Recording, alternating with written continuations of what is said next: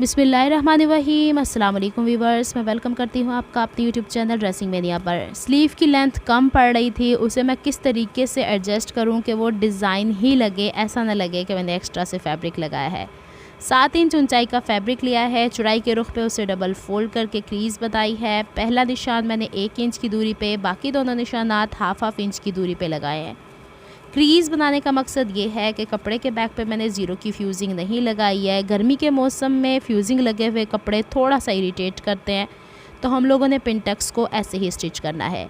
चौथा निशान मैं 3 इंच की दूरी पे वही सेंटर क्रीज से लगा रही हूँ, इसलिए कि स्ट्रेट लाइन आ जाए। अगर कोई कटिंग करने में कपड़ा आगे पीछे हुआ है तो हमारी ये कफ स्टाइल जो होगी ना, वो एक जितनी चौड़ी यहाँ से दिखेगी।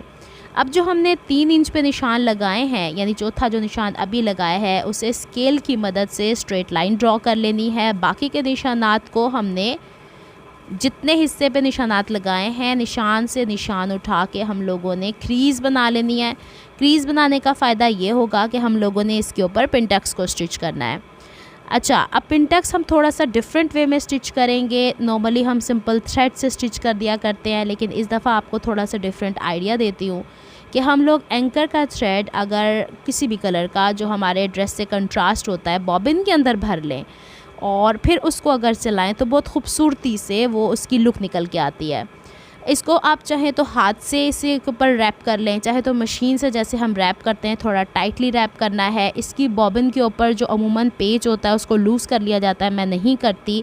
और इसका जो स्टिच लेंथ है नॉर्मल सिलाई के लिए मैं 3.5 इस्तेमाल करती हूँ, इसके लिए मैं 4 इस्तेमाल करूँगी। इसके ऊपर चूँकि हम लोग को एक तरफ रेड कलर का थ्रेड आ रहा है, वो भी बॉबिन में, तो आप लोगों ने पिनटक्स की डायरेक्शन देखा होगा, अमूमन मैं बॉटम की तरफ करती हूँ।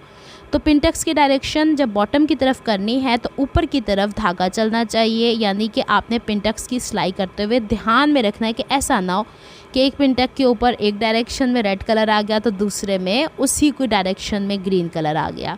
ये छोटी सी टिप्स है जो आप लोगों को अपने जहन में रखनी है और पिनटक्स को अच्छे से स्टिच करना है।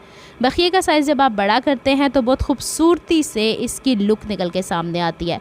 अब हम जल्दी से पिनटक्स को आयरन कर लेते हैं डाउनवर्ड डायरेक्शन में। ये देखिए, इसी की मैं रेफरेंस आपको दे रही थी, तो आप जब काम करेंगे तो आपको समझ में आ जाएगी।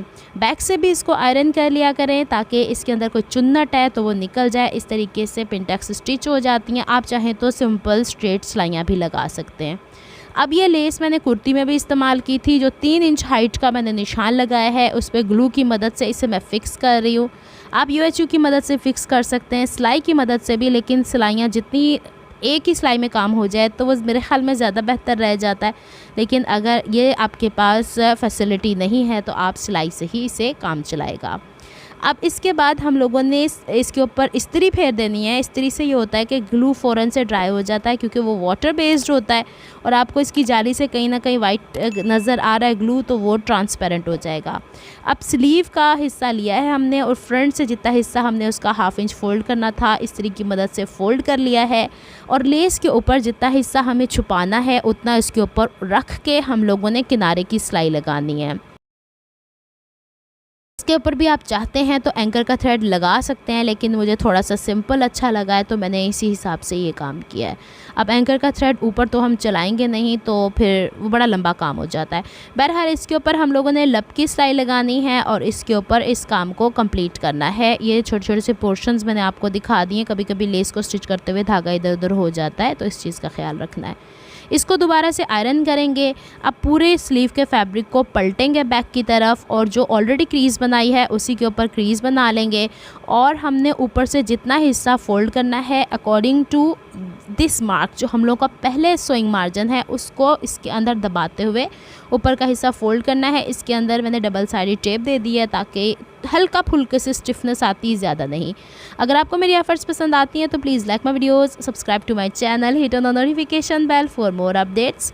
और ये देखिए, मैंने 3 लेयर्स लगाई हैं इसके ऊपर डबल साइडेड फ्यूजिंग की। अगर नहीं तो आप डायरेक्टली तुरपाई भी कर सकते हैं, it's not a big deal. ये है कंप्लीट लुक, अभी मैं आपको दिखा देती हूँ। और इस ड्रेस की, इस कुर्ती की कंप्लीट लुक आपको मेरे व्लॉग के चैनल पे मिल जाएगी, आज ही नहीं तो कल इंशाल्लाह।